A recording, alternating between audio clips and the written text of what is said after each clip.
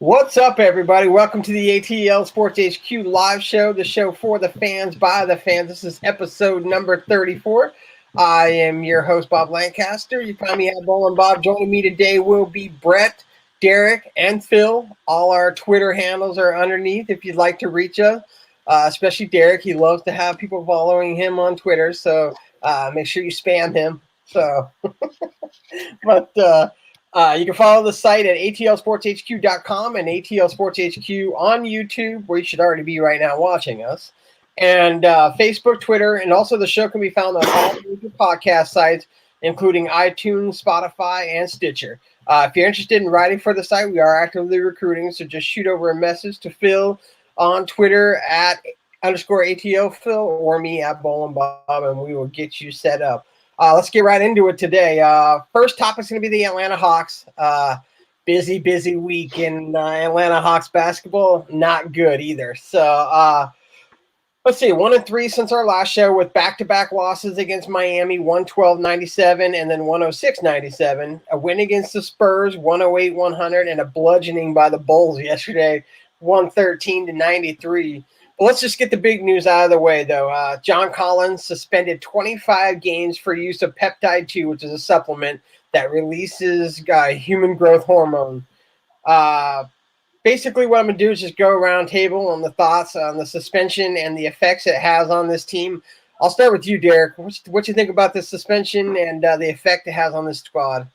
It was very surprising to see, especially from anybody really on this Hawks roster, but John Collins, I mean, it was just a surprise to see. I'm disappointed, obviously.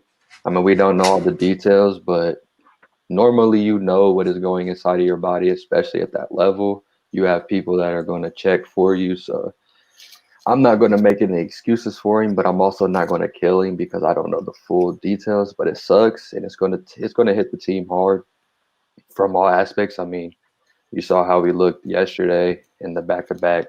We definitely needed him, and Trey definitely needs his power forward there to be the best that he can be. So, I mean, it's going to hit us hard, especially in the win column. Yeah, Phil, what's your thoughts, buddy? Yeah, I was really taken aback by it.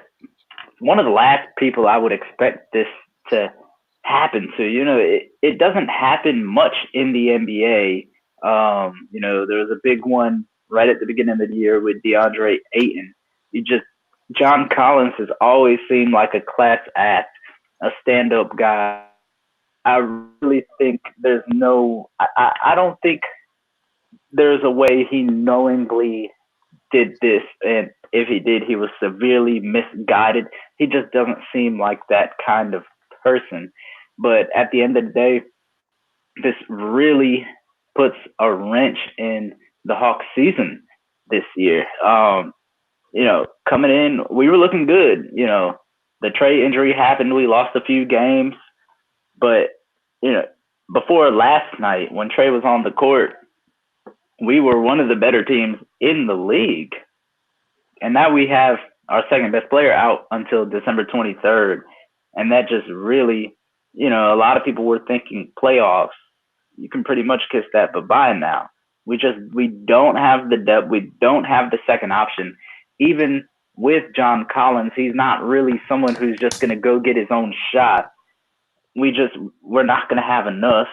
And, the emotion of it carried us through against the Spurs on Tuesday night. But last night, I think that's more of what we're going to see. Teams are just going to blitz, trap, double, triple Trey Young. And if there's going to be nights where he just can't get his desperation threes to go. And there's going to be nights where everything he throws up goes in, like Tuesday. So it's going to be Jekyll and Hyde with the Hawks the next 20 or 23 games. All right, Bret, what are your thoughts, man?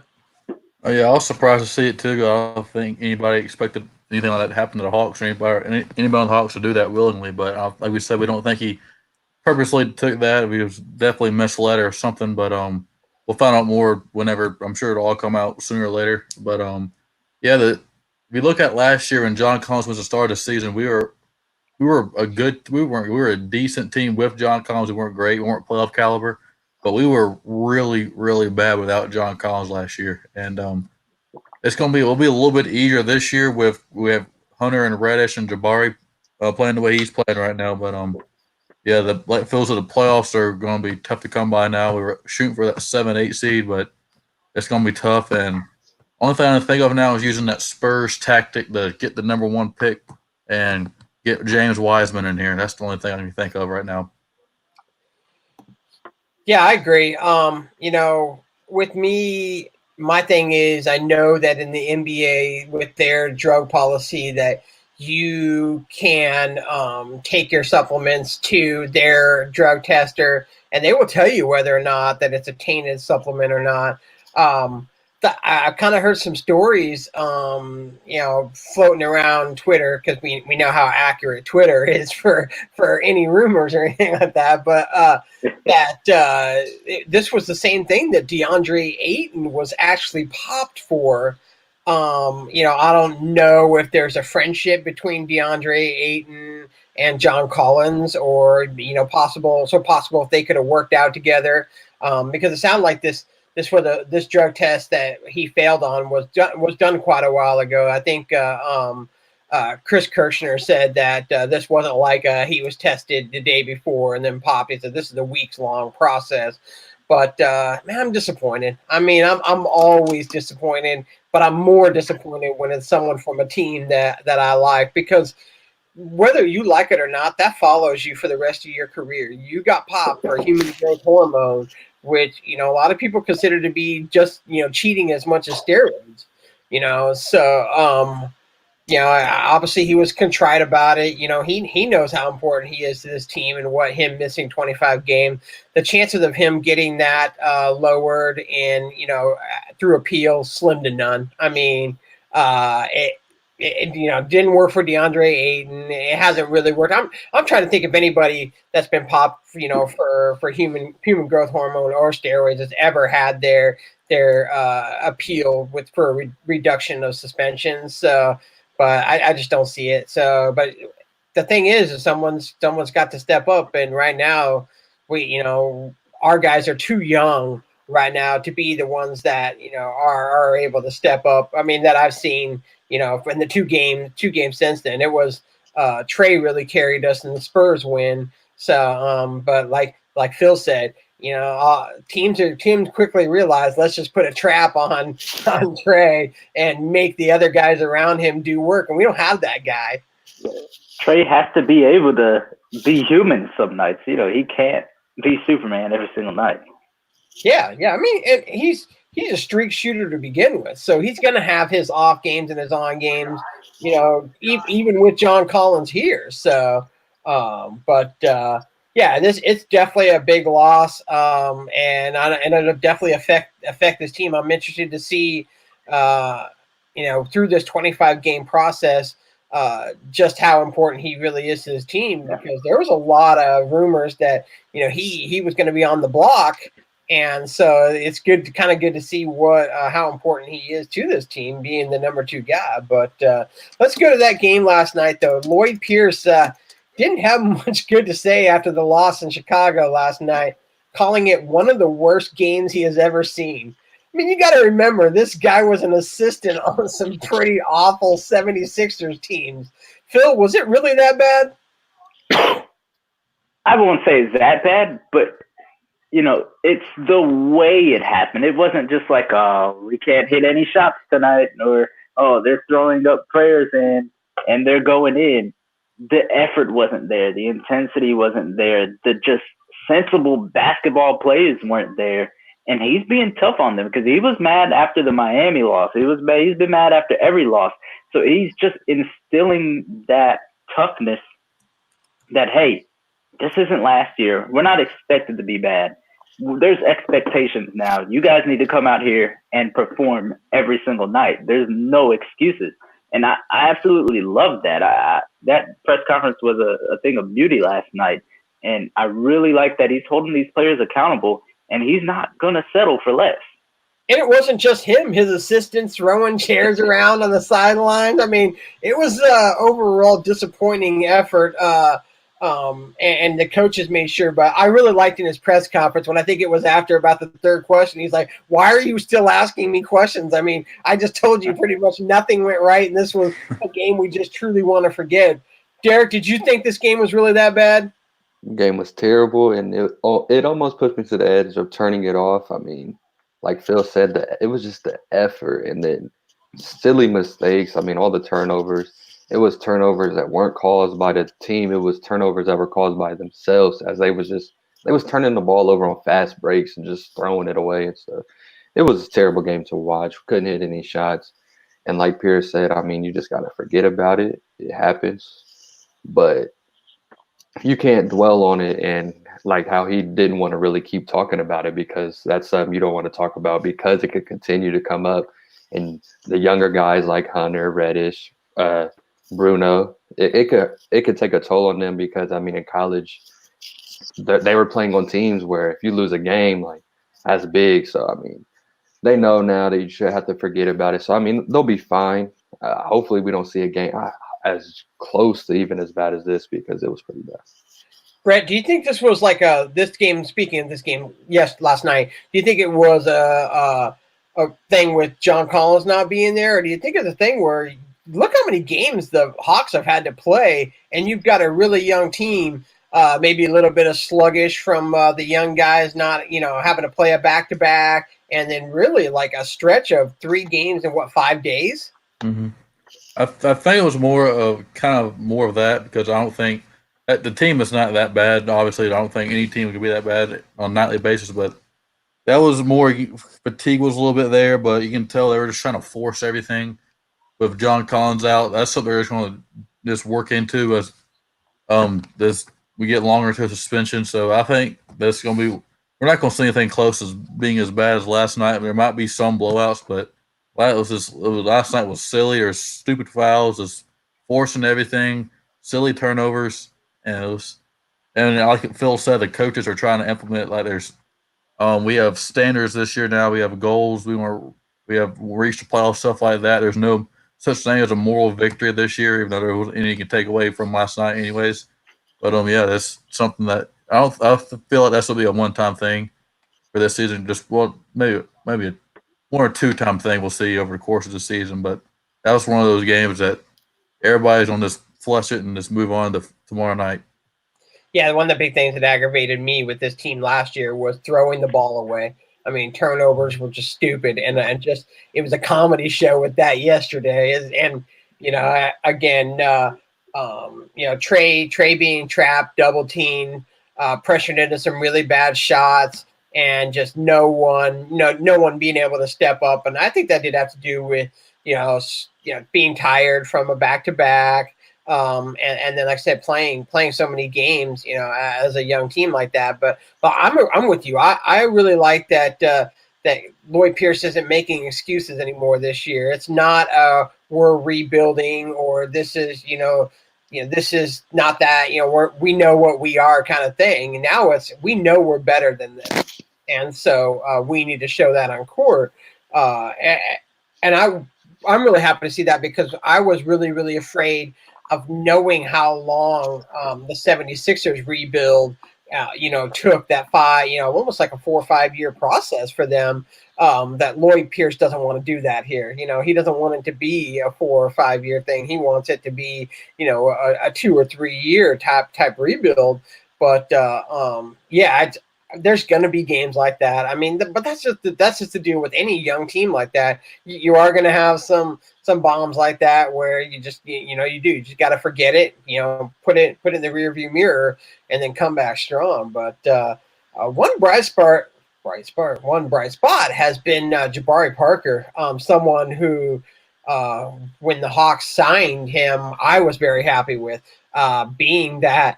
He's been in the league for quite a while, but he's so young. I mean, he came into the league so young, so he's got a lot of ball left in him. But he has kind of looked like a bargain free agent signing. Daric, with John Collins' suspension, will he have to play an even bigger role on this team? Yeah, it had to be even bigger. I mean, he was already playing a big role. I mean, being the lead guy off the bench and the scoring category. And I mean, he stepped it up a little bit on the defensive end. He's actually given effort.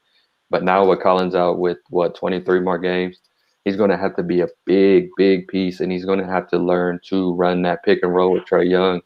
And they're going to have to build some sort of chemistry so Trae Young can still be efficient out of that pick and roll, because, I mean, that's really where he excels the most. But, I mean, I like the Jabari signing from the beginning because he's a bucket getter and coming off the bench, that's someone that you need. So I'm glad we have him in this spot, filling in for Collins, because it could be way worse right now if we didn't have him. Well, you gotta figure. You remember what what Jabari did his first year in Milwaukee. I mean, he had the tag as like, hey, he's about to be the next big thing, and then a devastating injury that doesn't just take a year to recover. You don't just get your legs back automatically. And I thought that, why he struggled so much in Milwaukee and was never the same, but I was just, he reminds me so much now of that first year Jabari. I mean, with his ability to have, the chance to take over a game and be that second fiddle guy to Trae when he has to be. That's not the role, obviously, that they imagined for him. But hey, that's he's doing doing better than what I thought he was going to do. And he can definitely do it. I mean, he has the ability to, and it's like you mentioned his legs and stuff. Like, it's good to see him getting up. I mean, he's dunking the ball with ease now. Like, he's running up and down the court. Like, yeah, like it's good to see that he still has those legs under. Bret, what's your thoughts on Jabari? Yeah, he's been a joy to watch this year. He's been definitely a big bright spot for the team, and he's really starting to play with more confidence. And you can kind of tell because he doesn't have a lot of pressure on him this year. He can the team took a shot on him. He's on one of those. Here's a contract. Hope to see if you can get your legs and then get the feeling back your old self or something like that. And he's really showing kind of like having like at the Dwight Howard's having over in LA right now, kind of like that Renaissance type season in a way because he's showing flashes of his old self but he's got the bounce back and he's just been fun to watch. And we knew he was going to have a chance to really be this kind of player because he has not played with a point guard like Trae Young, who can't put him in the best position to succeed. So, I mean, Trae Young has made Alex Len a decent center when he went from awful to decent. And so we'll see what happens, but he's with the perfect point guard and get the most out of him right now. Phil, what's your thoughts, man? Yeah, I just think you don't score 20 points per game in the NBA by accident, which I think he did twice before the injury. And also, last year with Chicago, it didn't really work out in Chicago. Well, not much was working last year in Chicago, but he went to Washington and he put up really decent numbers on a team that was pretty much lost there down the stretch.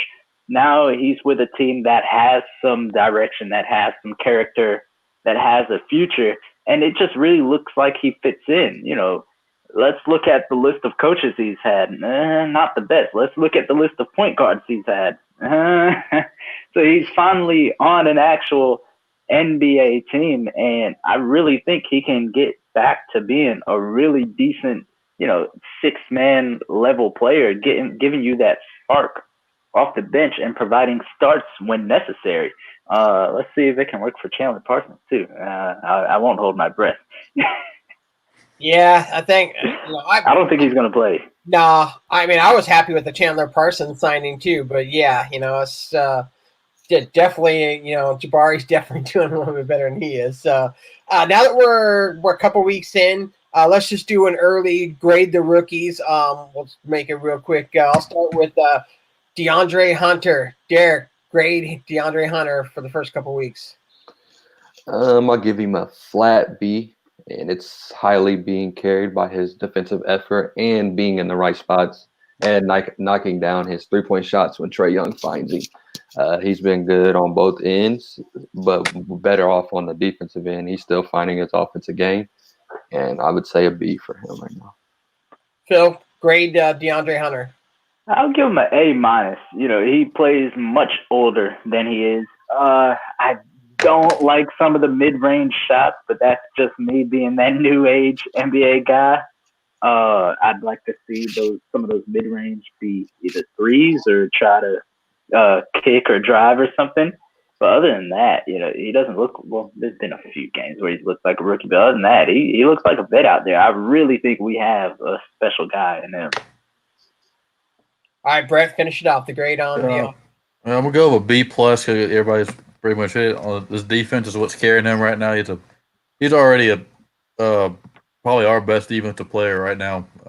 But offensively, yeah, you can kind of tell that's where you can show that he is a rookie. You can tell by some of the shots he takes and stuff like that. But I like how aggressive he is in attacking the rim, and but he's been a quality shooter for us so far. But he's definitely got room to grow without him. But defensively, you can't ask for much more from a rookie. Yeah, I think it's a B too. Defensively, he's way better than I thought he was. So, I've been pleasantly surprised. But again, why should I be pleasantly surprised? Because he was the number 4 pick in the draft. I mean, that's what I expect with the number 4 pick, is someone that's NBA game ready, and he's shown that. I mean, the shot will come. It's a different game in the NBA, so the shot will come. But boy, his defensive effort, fantastic. I'm really glad that he's committed himself to that, because it's something that the team really, really needs. So, Daric, Cam Reddish grade. I'm gonna give him a C plus. And again, his defensive effort. People didn't hold his defensive effort high when he was in college, but he's shown that he can use his wingspan to his advantage. And he's been solid on the defensive end. I mean, there's nowhere he's really been wrong there. His offense, he's still trying to get comfortable. I mean, he's shooting very, very bad, and that probably sucks to see for him. But he's just trying to find his role on the team. He's trying to do too much at points, dribbling too much and taking contested mid-ranges. And he just doesn't feel comfortable yet. But I think he's our project guy, and I think he'll be better down the road. Phil, grade Cam Reddish. An 80. I'm stuck on C plus and B minus. All the other aspects of his game are looking really good, and he shows flashes on the offensive side. He just has to let the game slow down and come naturally. I think he tries to do a little too much sometimes. You remember the double spin move, 720. That was interesting, but he just has to let the game slow down, get some more natural shots. I'm sure at this point he's probably pressing. I thought he played a really good game Tuesday against San Antonio, but then last night he did revert again. So you gotta, and Coach Chris has to just keep working with him. Talk to Trey, really try to set him up in some good spots. Try to stop him from going off the dribble so much. I think, especially that Miami game last Thursday, it was like watching people at the park. Everybody was just going 1 on the 5. I remember we're at the end of the third quarter and we had 9 assists. So he just has to slow down and let the game come to him. I'm glad you mentioned that, him doing a lot more off the dribble, because it does seem like we don't really run a lot of plays that is to find him open, like off a screen or something. It seems like he has to create a lot on his own. So I'd like him to be more like to be found in the open spot, so Trae Young to find him in that corner like we have kind of with Hunter and stuff. But I think that's going to come to him now that John Collins isn't there, because now Trey is going to look for that, duo that where he's always looked for John Collins. So I think that this is going to be a huge benefit for Cam for sure. Bret, grade Cam. That's mine's going to be about a C plus too.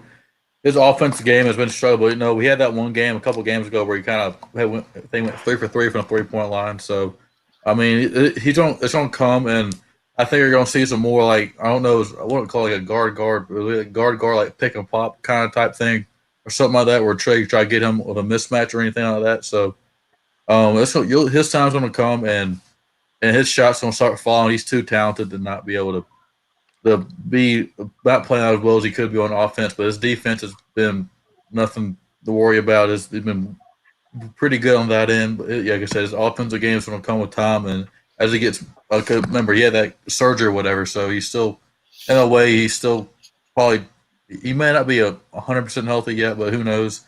I'm just trying to make an excuse for him, but It's going to come with him. Like Trey started off slow last year, and he'll be fine. Yeah, I agree with you guys. C is my grade for him as well. He's done good defense, but I mean I'd say it's average defense. I mean he scored in spurts, average to me. But funny, we mentioned his struggles is that a lot of people tend to forget that there was times last year where Trae Young did the same thing, where he just tried to do too much instead of just letting the game come to him. And then look how well he turned out. So like I just said, I think that he will benefit the most from John Collins being out, because I do think that Trey will look for that, like I said, that duo to work with him. And I'm interested to see what those two can do together as far as scoring. So let's end with Bruno, Daric. I'll give him a B2. He's played solid. I mean, he's done what he's needed to do, and I mean, he looks a little more mature than a rookie. I mean, at some spurts in his game, he's been good on the defensive end. He has taken some questionable shots. I don't want to see him taking any more step back threes. Not this year. I mean, work on that in the summer. I don't want to see that anymore, but. He has a nice touch around the rim, and I think he's going to be a solid player. He's another one of those project guys that's going to get better as time comes. Bill Bruno. I'm gonna go with a B. I really wasn't expecting much from him coming into this season. I'm always low on like second round picks. I just think it's a crapshoot, and he's shown me something. Well, I think you and I originally were the only two that thought, hey, he might be at College Park to start the year. Yeah, like I didn't expect him really to even break in the rotation yet. But Alex Len has been boo-boo.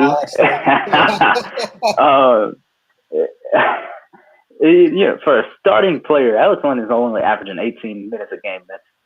We don't have to grade Alex Len. We know. But back to Bruno, he's just really smooth for a player that size.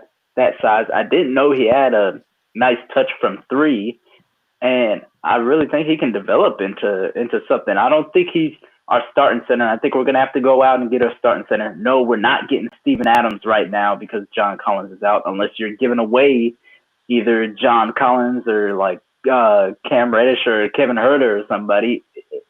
We're not gonna give them a pick and Chandler Parsons and they give us Steven Adams. It's not happening, guys. Sorry. And we're not getting Miles Turner for the low either. It's just not happening. Let's be realistic. Let's not be like Lakers and Celtics fans. Anyway, we're not even to that point in needing that guy anyway. So but that's a whole nother story too. So all right, Bret, go ahead and grade Bruno. I'm gonna give him a B+. I really like what I've seen from Bruno. Now, I've missed the past couple games of school stuff, so I haven't really seen what he's done in the past couple games. But I've truly liked what I've seen from him this year. I mean, he's a raw talent, but like I said, we see some step back threes from him, and that's not going to cut it right now. So, but he has been better than Alex Len, I will say that. And so, he's a work in progress. But again, you can definitely see some flashes from him of him being a big contributor on this team from down in the future. Yeah, I'm going to give him a B2 just because I would have graded him a D at the beginning of the year, not expecting anything from him, and he's been better than advertised, especially for where we got him in the draft. As a late first rounder. So it was late first round, right? I think it was early second. Like 34, pick 34. 34, okay. Yeah. Okay, so early second, but still, I mean, he projected first rounder. I know we all picked him to go in the first round. So yeah, he's been probably to me the most surprising player that we have. So, yeah, so I'll give him a B2, and we'll continue to watch them as we go on. So really quick, I just want to get your guys' thoughts. Daric, I'll start with you on this one. What are your thoughts on load management, man? They can do. I'm fine with it. I'm fine with Kawhi Leonard doing it. I mean, that's what the big talk has been. Someone just got fined. The Clippers just got fined $50,000 a day, like an hour ago. But I didn't really see what it But was. that was because that was They only kind of contradicted themselves. Yeah. because Doc Rivers came out and said that he was healthy. That's the reason they got the $50,000. But yeah, I'm fine with it. I mean, does anyone tell you guys that you don't deserve your part-time off or paid time off? So I mean, it's the same thing. These players don't sign contracts that say they have to play 82 games. And Kawhi Leonard, this is the reason why he went to the Clippers. I mean, he knew that they would be able to continue to be a good team without him, and he didn't want to kill himself. He didn't want to run himself in the dirt. Now, if the NBA wants to fix this problem, then you have to cut some games out, or you have to extend the length of the season, so you don't have all these back-to-backs. And I mean, that's just what comes with it. People are mad about it because of the time that they grew up, and they say these players would miss games. It was a rough bully ball back then. I don't want to hear it. These players can do whatever they want, and if you got a problem with it, then just don't go to the games. Phil, what's your thoughts on load management? My only problem with it is those fans who pay that premium price to come see the stars, especially if it's a road game. Like let's say LeBron is coming to Atlanta. You only get one chance to see him. You pay quadruple the normal price, and then he just doesn't play. I think that's unfair to the fans, but I don't know how you really remedy that, because you can put whatever thing in place you can, but you're not inside that player's body. If he says he's hurt or he feels better when he doesn't play back to backs, then who are you to tell him no, you have to play? It's a really tough two-way street. Eventually, though, I think the NBA should expand the season about a month, and really spread these games out a little more. I don't want to see them go away from the 82. You would have to redo salaries, team structures, the way they make their money off of the individual games. That would change. Of course, the TV schedule, that would hurt that. So that would hurt the bottom line all the way around. So I don't think that's a good idea, but let's just spread these out a little more. Yeah, Brett, what are your thoughts on load management, bud? Yeah, I think it's just being blown out of proportion, like they said. I mean, he said you can't know how the player's feeling. Kawhi could really be hurting, or whoever is sitting out could really be hurting. But again, like Phil said, it's the fans. Like, I don't even the same thing happened in baseball. Like, for me, I went to the Braves Nationals games like last year, and I get to the stadium, and Acuna and Harper are both out. So I'm sitting there like I paid $80 for this ticket. I can't even see Acuna and Harper play. So that was 2 years ago. 2 years ago when Harper was in the Nationals. So, but yeah, basketball's the same thing. Like Phil, if I pay $150 for the Lakers Hawks ticket, and Anthony Davis or LeBron James decide they want to sit out that night, then that just made a wasted probably $75 or $100 for that ticket would have been $50 in. Those two weren't playing. So yeah, but it's a two-way, like Phil said, it's a two-way street. You can go either way, but there's a lot that needs to be done with it, but I think it's being blown out of proportion right now. Yeah, I mean, the journalist in me understands it. The fan in me doesn't like it. I just, again, as said by the three of you, when you're paying a premium ticket for those guys and they aren't playing, I mean that's exactly how Adam Silver sees it. I guarantee you, Adam Silver don't like it. I mean, it's just, he realizes, that's money lost. And again, it really turns the fan off. So I don't think it turns the fan off that's sitting on their couch watching the game, but I definitely think it turns off the fan that pays for the tickets and actually comes to the arena.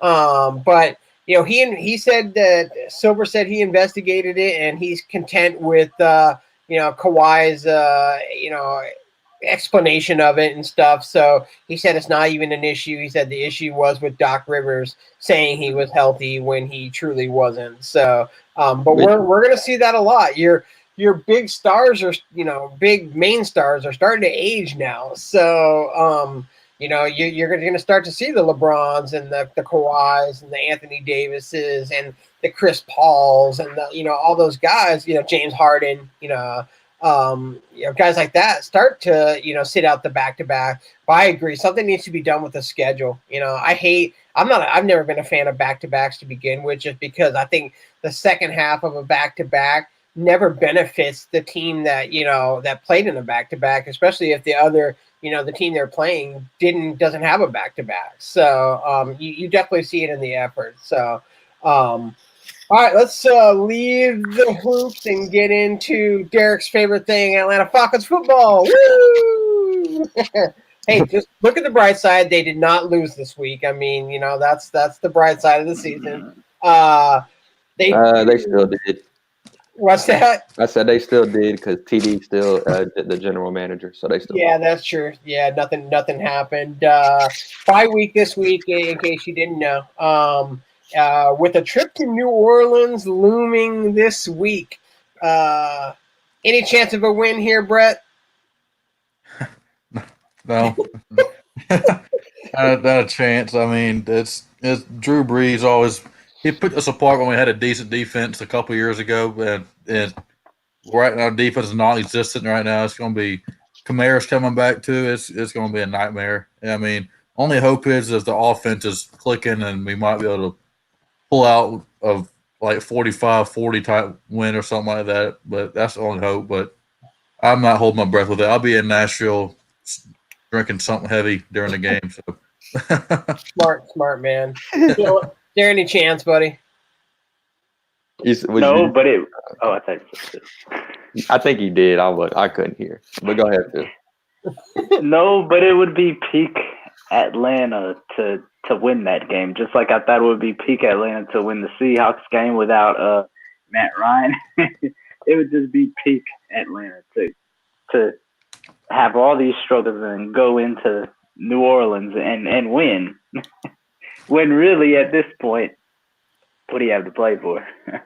That's true. Derek, any chance, buddy? Yeah, for the reason what Phil just said, that's exactly why my answer is going to be I hope they don't have a chance to win, because we don't need to.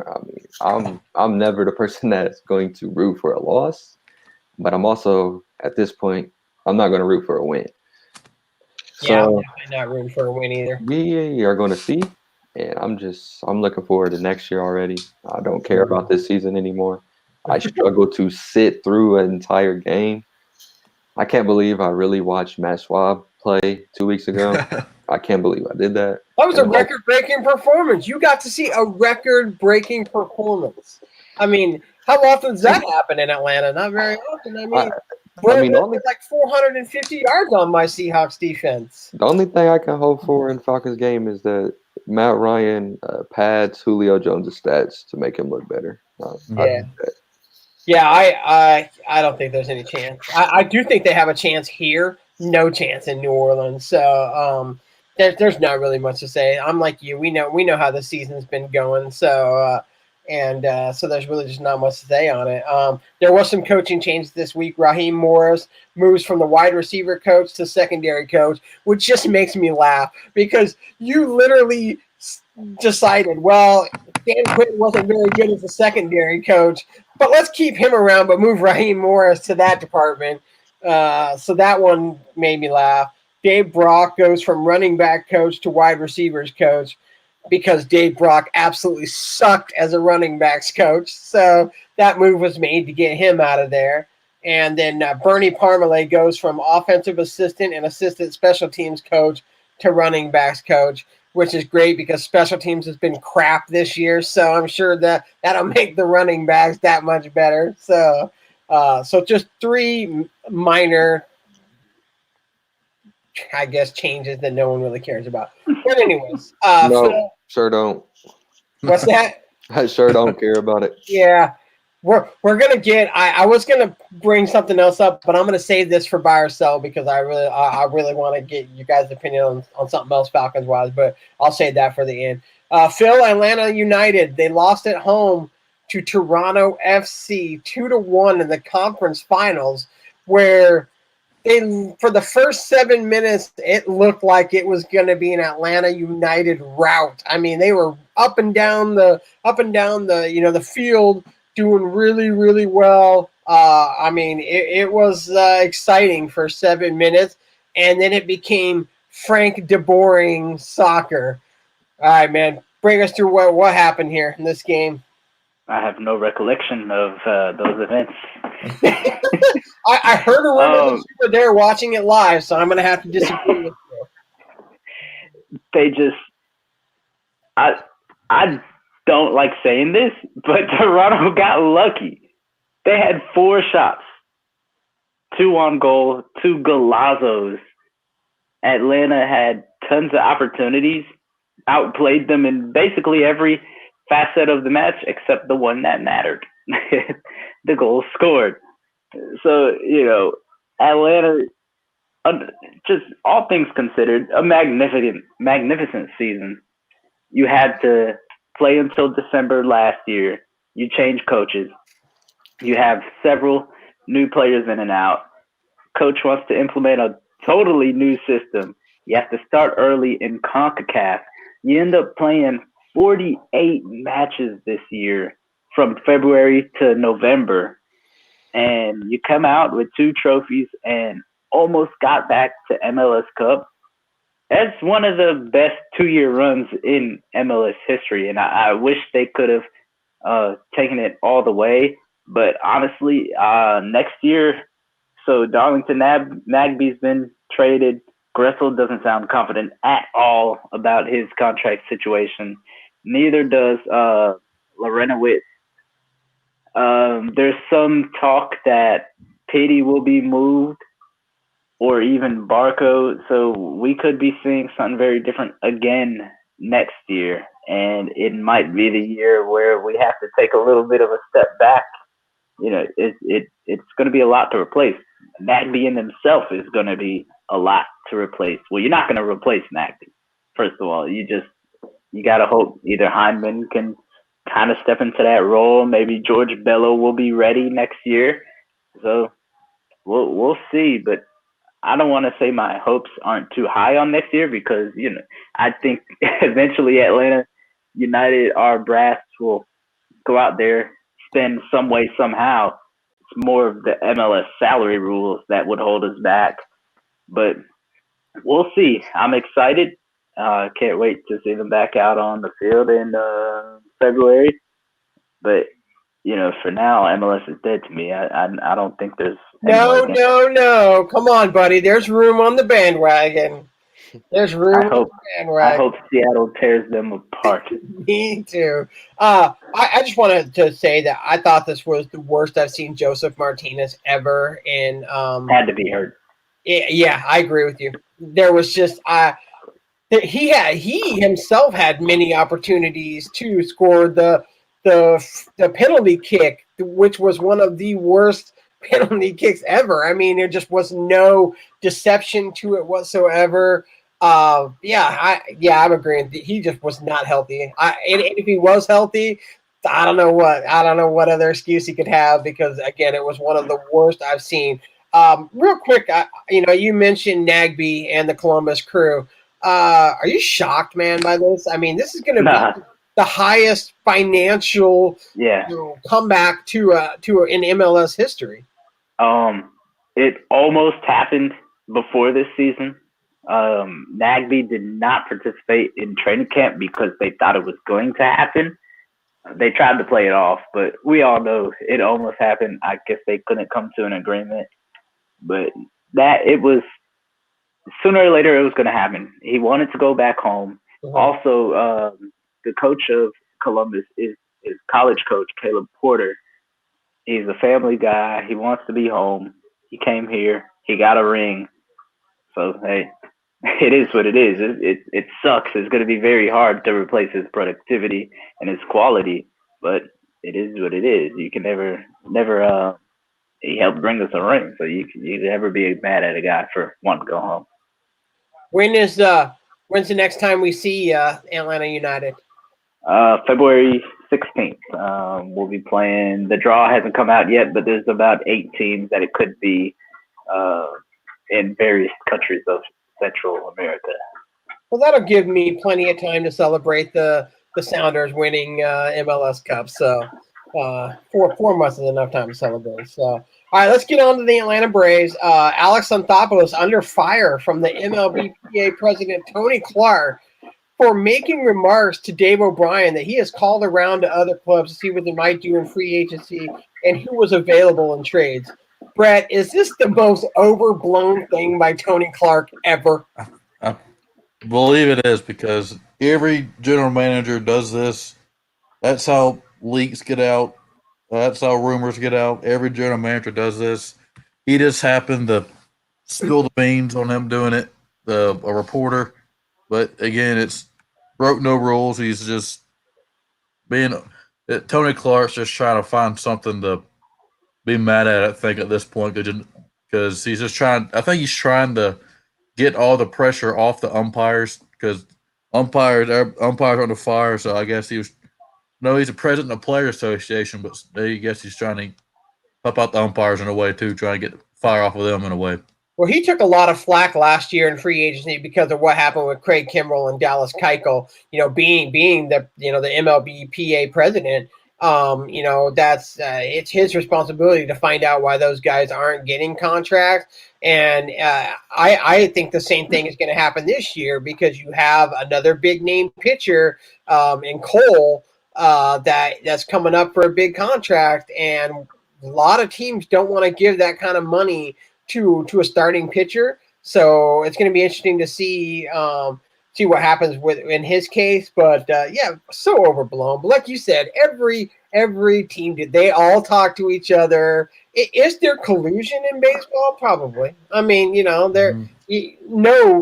owner, no general manager wants to spend their whole wad on one person. So of course they're trying to get the lowest amount. But it's that in business. I mean, when you and I were talking about buying toys and stuff. When I buy product for my store, I want to buy it at the lowest cost so I can sell it for the most.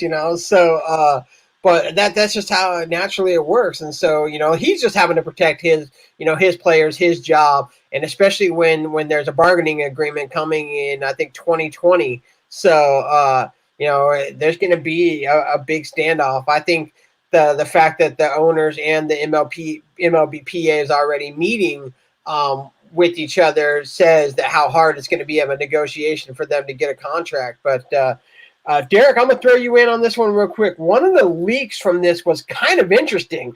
The Braves might have interest in trading for Cubs third baseman Chris Bryant. What are your thoughts on that? My thoughts are the Braves need to get someone that actually has experience winning a playoff series, and he does, doesn't he? Yeah, he won the chip. So there you go. Yep, do it. Perfect idea right there. Phil, would you like to see Chris Bryant in a Braves uniform? Yeah, I mean, you can never have enough bats. You can never have enough players with experience. The Braves, eventually, you can do all this talking about youth saving money, or we're broke, this and that. You're not broke.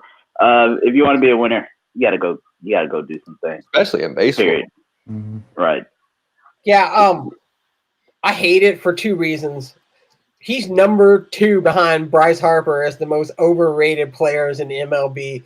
He has not had great seasons in the last. He had an okay one this year, but his previous 2 weren't that great. I mean, production wise.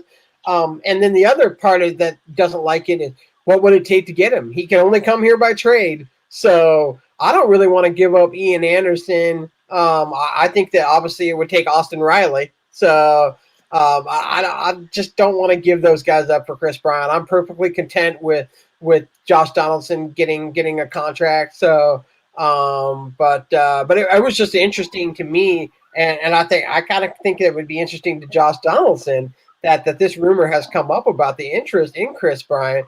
But the other part of me thinks, who hasn't called about Chris Bryant? I mean, who wouldn't like to add Chris Bryant to their team? I just don't see the fit here. So, and again, of what it would take to get him. So, but Bret, the one thing I want to give it to you on is Braves are prioritizing Madison Bumgarner in free agency. What are your thoughts on that one? I like that because, as you saw this year, We desperately need a pitcher that can get it done in the postseason. We saw Fulte have that once. He's been awful the postseason before that one start, but we need a guy that can do that or similar to that on a consistent basis. And Bumgarner is one of we know about him. His postseason history. He's one of the best. He is the best. The best pitcher. 1.87 ERA in the postseason. He is number one. He's unbelievable. I don't care what he did. He did have a down year. Well, a down year by his standards this year. But again, I'll take him to be number one pitcher on this team. Anytime, put him, Soroka, whatever you want to do with Keuchel and bring him back or what. But you have Fulte, Freed, even throw him. He's going to be in the rotation again this year, and probably Ian Anderson. I mean, that's a good rotation. But I do want to speak on the Chris Bryant thing just for a couple of things because like you said, I was iffy on it because if we're going to trade for somebody it could cost that much, I'd rather it be a guy I'd rather bring Johnson back and then trade for a guy if we could, like for Mookie Betts, use all those trade assets for a guy like Mookie Betts and more position in need because Bryant played outfield a little bit last year, but I mean, I'd rather have Mookie Betts. I mean, he's a guy that he's a gold glover in the outfield, a multi-time gold glover. He's a MVP. He's just anything you want from an outfielder. I think he probably, I don't know what position to play in the outfield because you're probably Acuna seems to be destined for one of the corner spots. But if you get him, that platoon between they were talking about with Duval and Marquez, that's going to be gone. I have no problem with that. I'm assuming it'll be Ender and Ciarte would be involved in it. And of course, one of our big time prize prospects could be Ian Anderson, could be maybe they think Austin Riley is their big dream prospect over there in Boston. So who knows? But that's just my 2 cents on that. Yeah. As far as Madison Bumgarner, the only thing that concerns me about that is he's going to be taken for multi-year. We're talking 3 or 4 years to what it would take to get him. And an interesting, Cole Hamels came out today and said, hey, I'm willing to play year by year as long as I can play for a contender. And so part of me is thinking, man, I wouldn't mind having Cole Hamels at a year to year. But man, that again, knowing that Madison Bumgarner is the best. I mean, you don't get him there, no better than him. 1.87 ERA in postseason just tells you that he brings his game up to another level.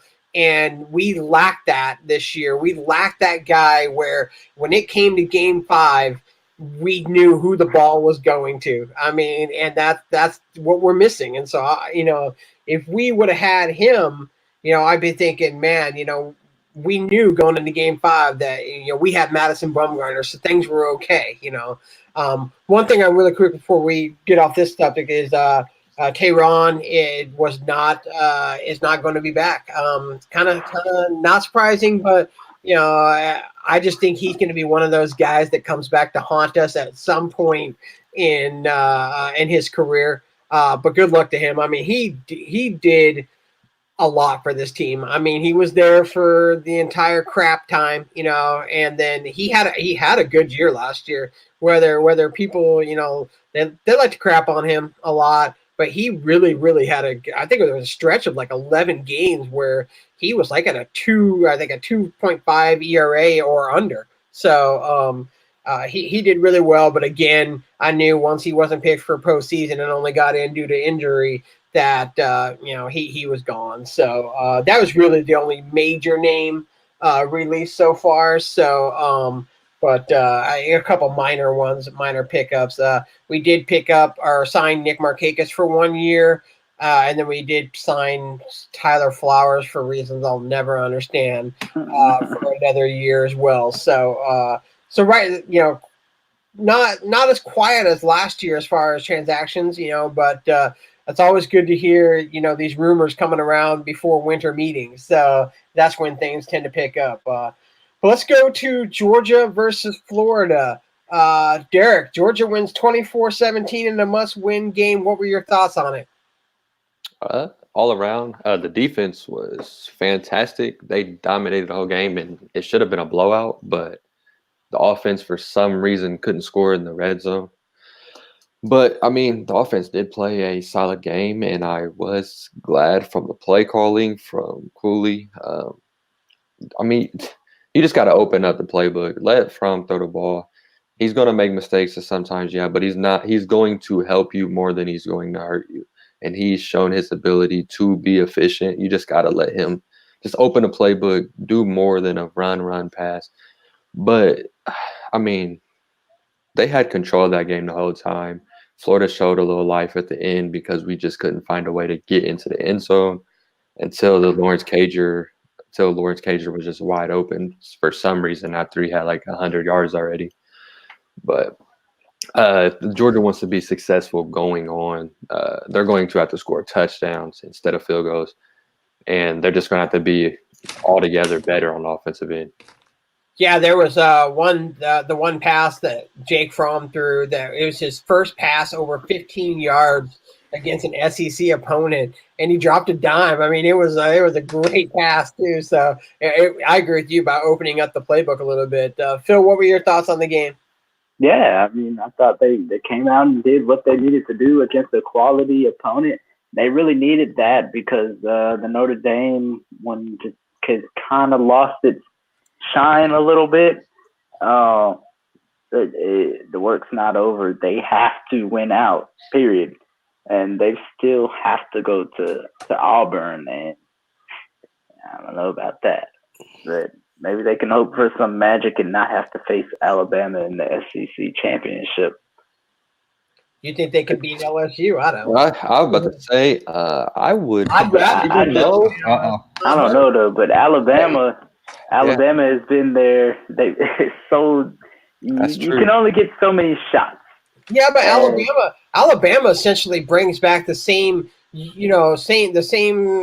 you've seen for the last 2 years, where LSU this year seems to bring the explosions. So we're going to talk about that. We'll hold off on that. But Bret, what were your thoughts on this game?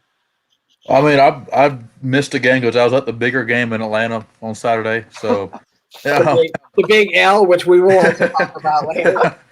So I was at that game, but I was keeping up with the game on my phone since I do go to the school. I guess I need to keep up with them a little bit. But yeah, I saw that Jake Fromm stat. I was kind of surprised, but I'm one of those guys that's higher on Jake Fromm the most. I think he's just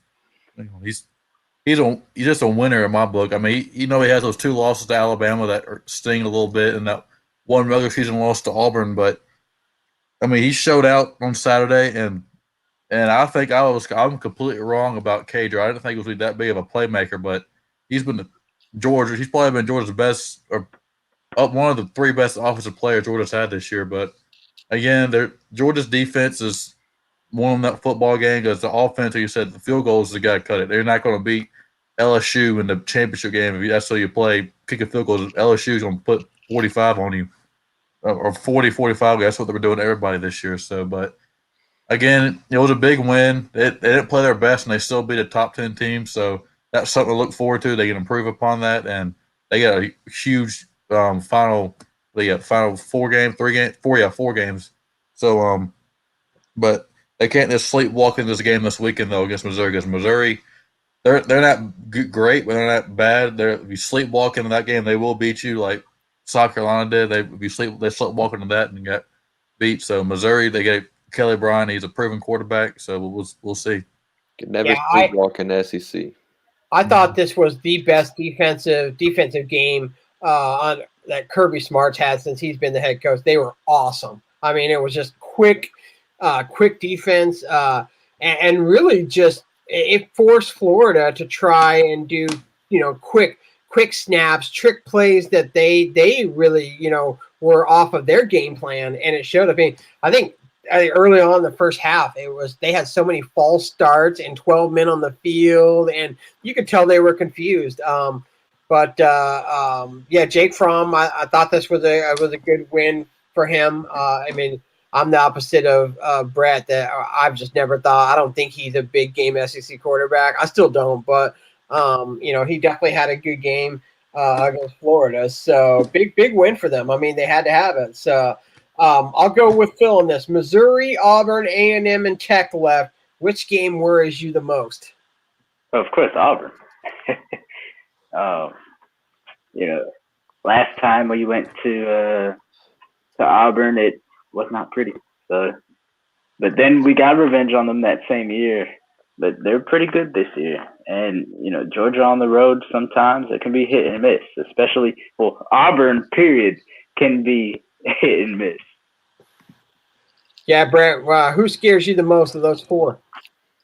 Again, it's easy to say Auburn because that does seem like the toughest game, but I think I might have to go. Well, I'm gonna say Auburn is really an easy choice, but I will say the A&M game scares you a little bit too because they're kind of that forgotten team. I mean, they're obviously have their expectations of what they're playing at this year, but I mean they're not a bad team. Jimbo Fisher he has his football team ready for about anybody. He did that at Florida State, that I'm ready for any opponent, any game, and he's a second half coach too. That's what I don't really kill up A&M too much here, but he's always been known for to be a second half coach. And Kellen Mond he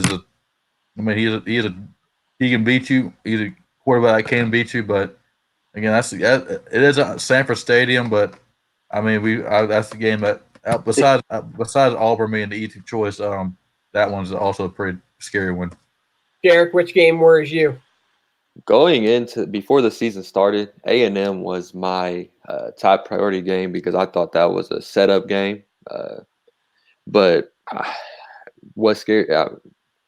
right now, what scares me the most is Missouri. I'm going week by week. I'm not worried about any of the other three teams. Missouri, because, I mean, we saw how this year has been with South Carolina. I mean, terrible game. So Missouri is the team that worries me the most right now. And then next week it'll be Auburn. Yeah, I think I agree, Brett. The easy answer is Auburn. But I think that going into that game, you're hyped for it. You know what you're going to expect. Jimbo Fisher scares the living crap out of me. I mean, Texas A&M, again, like you said, they've been overlooked this year, and Jimbo Fisher is a great second half coach. When I saw this on the schedule, I was like, it's so easy to have a big win against Auburn and then fall flat against Texas A&M, who's a team that you cannot fall flat again. So that one scares me the most. But I really like your answer, Daric. Week by week, I mean, again, we're sitting here talking about Auburn. We're sitting here talking about Florida. But it's, South Carolina, who they choked off against the first, for their first loss of the year. It wasn't a big team that we're talking about that was scary, So, get it done in Missouri. Don't start overlooking them because you lose to Missouri and that Auburn game becomes worthless, so because you're not getting in with two losses. So yeah, and it don't matter who we lose to. We lose to Auburn, it doesn't matter. It's over. Yep. All right.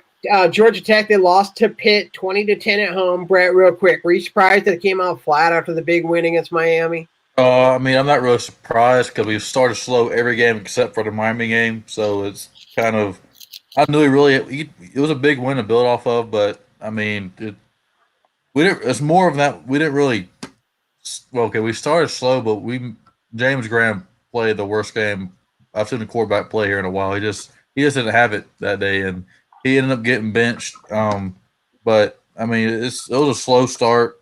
But they kind of expect it. But the defense again kept us in the ball game.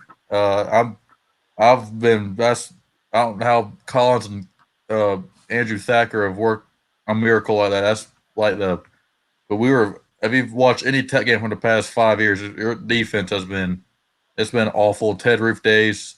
I mean, I remember Georgia walking in here running draws on like 3rd and 8, like 4 or 5 times and getting it every single time.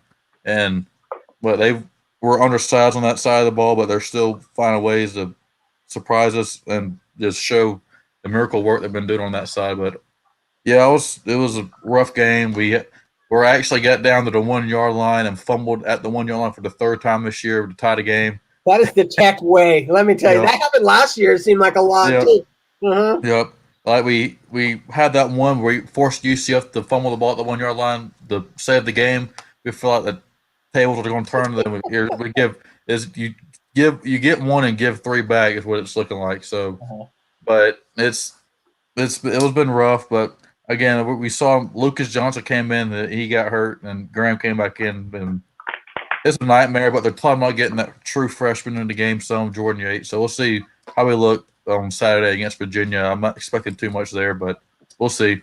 Yeah, again with I mentioned this last week when we talked about Georgia Tech. When you're a 2-win team, you can't look at wins and losses. You got to look at improvement. Where are you improving? And their defense is definitely improved. I mean, I agree with you. This is the best that I've seen them defensively on the ball since I've been here watching Georgia Tech.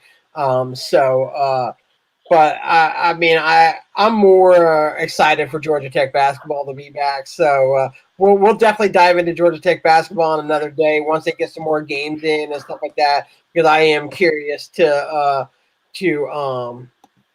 talk Georgia Tech hoops, because I'm a big Georgia Tech hoops fan. So I was a huge Bobby Cremins guy. So they've always been up there for me as one of my favorite teams. Just disappointing that they're playing under the sanctions this year, but hey, there's nothing better than being spoilers for everybody else trying to get into the tournament. That's right. and that's how you got to look at it. When you're the coach, is, hey, we might not be able to get in, but we can sure make sure a lot of other teams don't get in as well. So, all right, we're going to go into buy and sell to end it today. It's going to be buy or sell with the football edition, because it seemed like there was a lot of football news this week.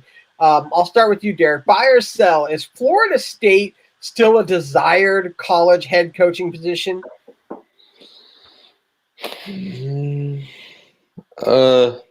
Buy, because they'll throw the money at you. That's really my only explanation, because besides that, university is in shambles right now in their football program. Phil, buy or sell Florida State being a desired head coaching spot? Yeah, I'd still say buy because of the name power. You hear the name power. You hear Florida State, you think big time program, and also, like they said, they'll throw the money at you. So hey, people like money. I'll take it. Bret, you buying or selling a desired? Oh, I'm buying it because you look at it. You have a chance to compete year in, year out to be the best team in the conference, beside with Clemson. They're in a recruiting hotbed with being so close to Atlanta, so I'm buying it. There's the name power and everything. You got the money, and then prime location, and they have the history behind everything. So I'm definitely buying that. What was the name of the coach that just got fired?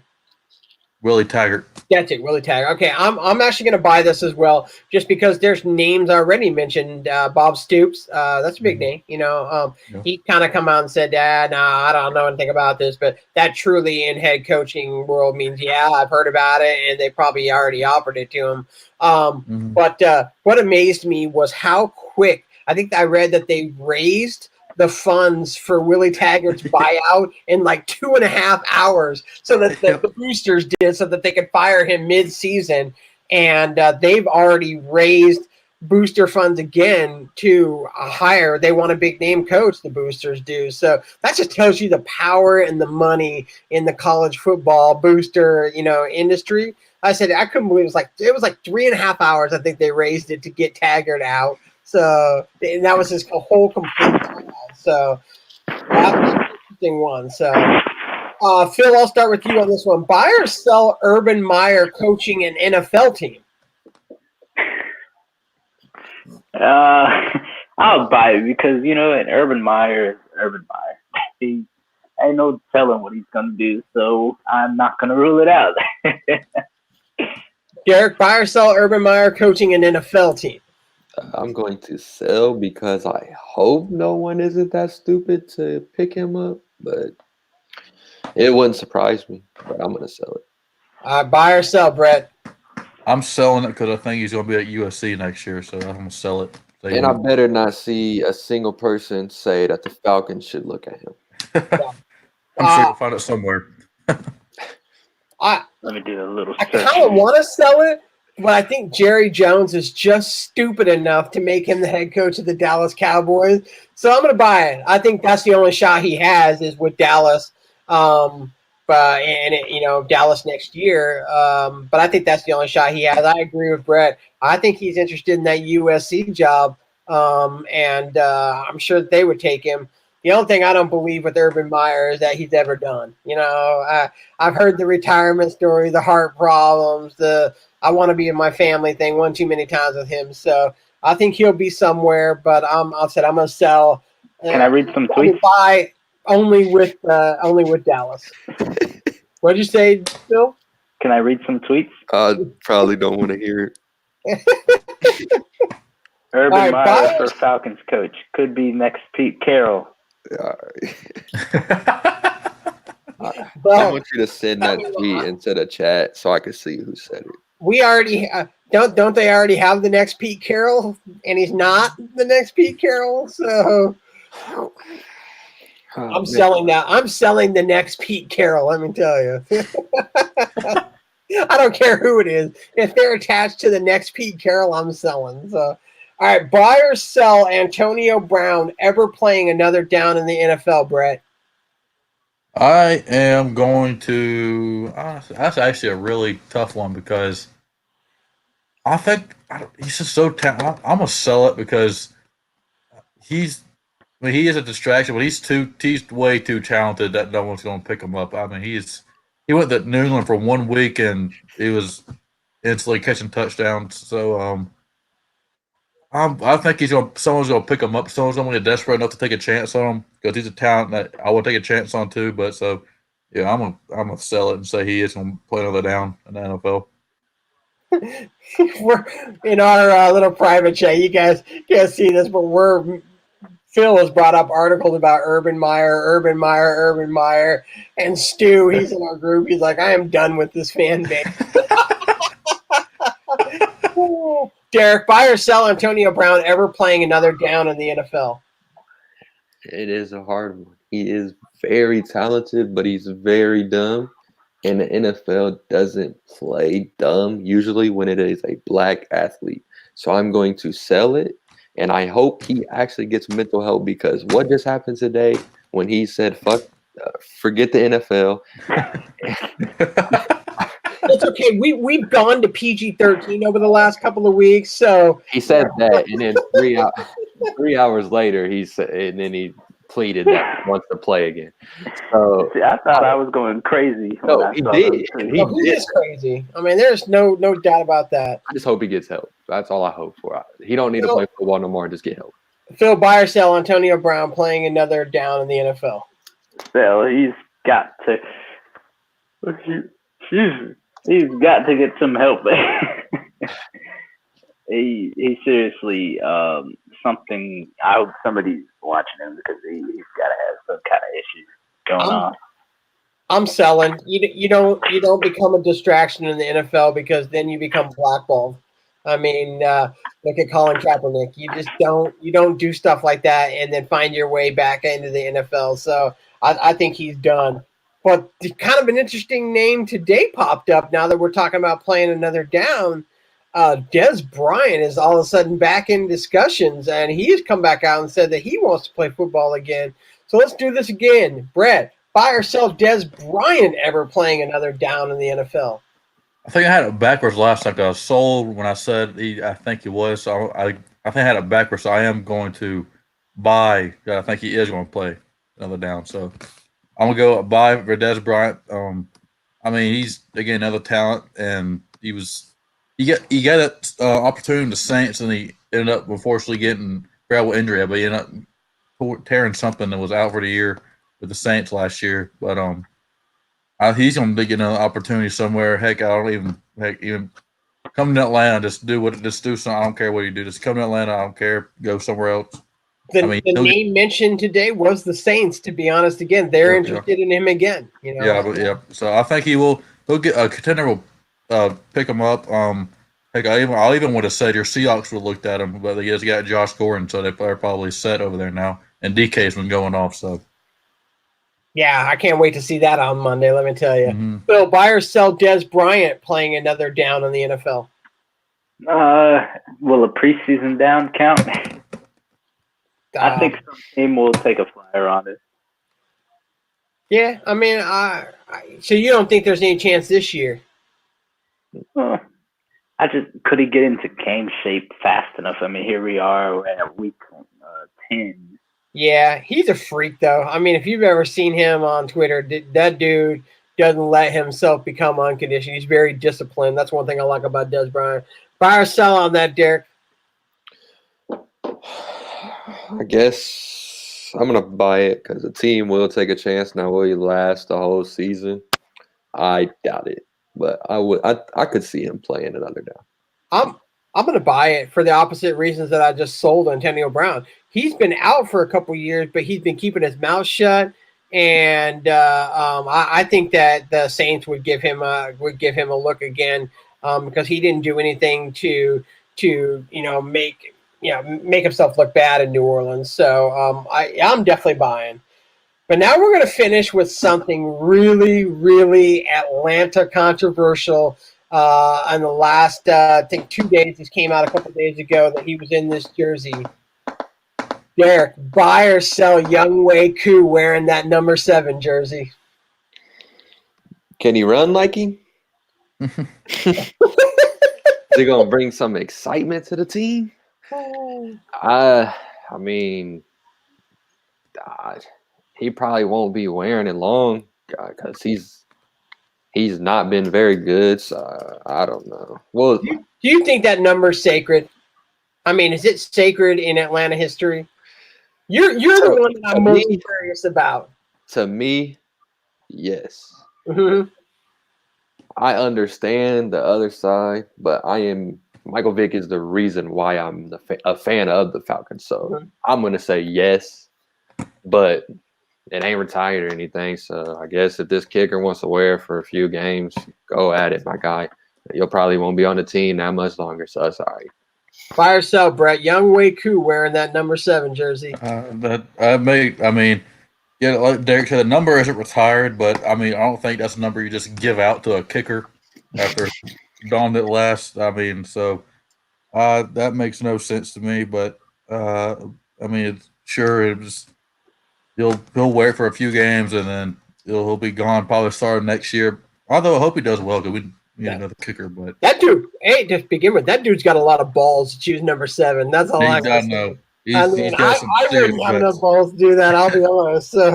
So I mean, who knows? Maybe I was hoping like the next, like maybe Chase Young come in. I don't know. They can even wear number 7 on the defensive end, but who knows? We'll see. He'll be available again next year, so we'll see what happens. Buy or sell, Phil?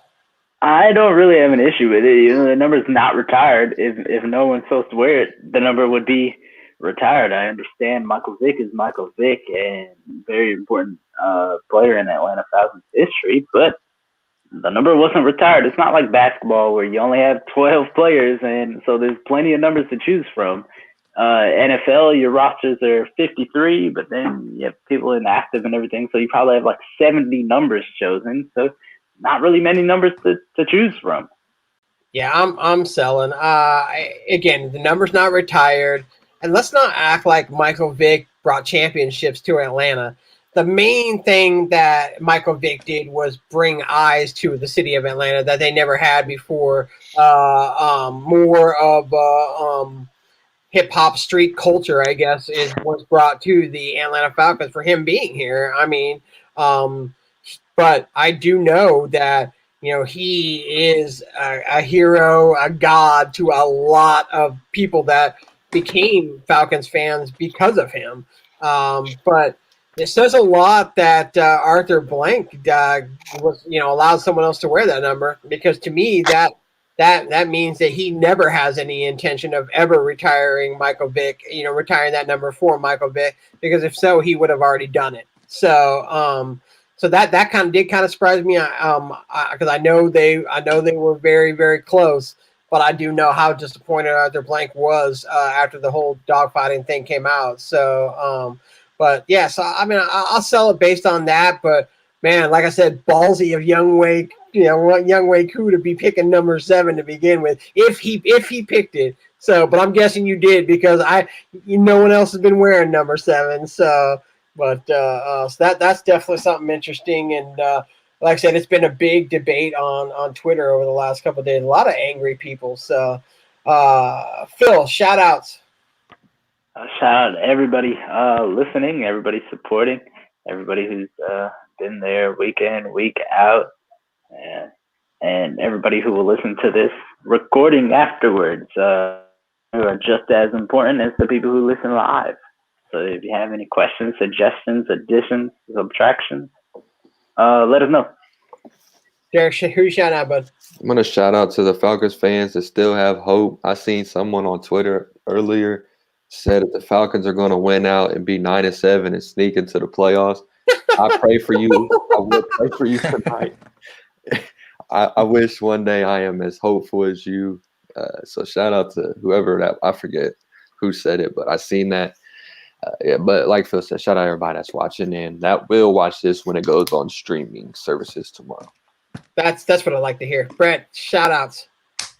Shout out all the listeners, and I'm gonna shout out whoever my bartender will be Saturday, because I'm not moving from 12:30 till 10 o'clock on Saturday. So yeah, I'm gonna shout out my bartender, whoever that's gonna be. Shout out to everybody watching. I know there's a bunch of my family that watches. They just don't chat. I don't think my dad knows how to chat. So sometimes he'll say something, but I don't think he knows how to chat. I know my father-in-law, he likes to listen to us too. So shout out to them. And then shout out to my Sounders, who will become the MLS champions. And then shout out to my Seahawks, who play in the most important Monday Night Football game to date so far. Monday night against the Niners. Must win for us. So unlike the Falcons, we are playing for something. So I'm really hoping for a win there. But yeah, shout out to each and every one of you that join us every week. Dougie, man, we appreciate you. You didn't chat very much today. You were here, and then we lost you. So hope you're doing good, man. And then we will see you guys next week. Thanks for listening to us, and we'll do it again next week.